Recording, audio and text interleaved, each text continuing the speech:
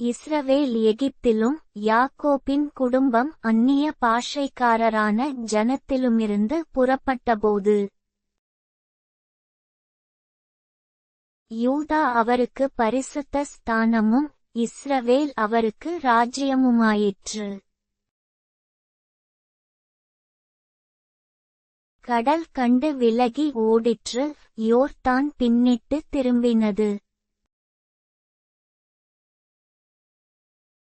மலைகள் ஆட்டுக்கடாக்களைப் போலவும் குன்றுகள் ஆட்டுக்குட்டிகளைப் போலவும் துள்ளினது. கடலே, நீ விலகியோடுகிறதற்கும் யோர்தானே, நீ பின்னிட்டு திரும்புகிறதற்கும். மலைகளே, நீங்கள் ஆட்டுக்கடாக்களைப் போலவும் குன்றுகளே, நீங்கள் ஆட்டுக்குட்டிகளைப் போலவும் துள்ளுகிறதற்கும் உங்களுக்கு என்ன வந்தது?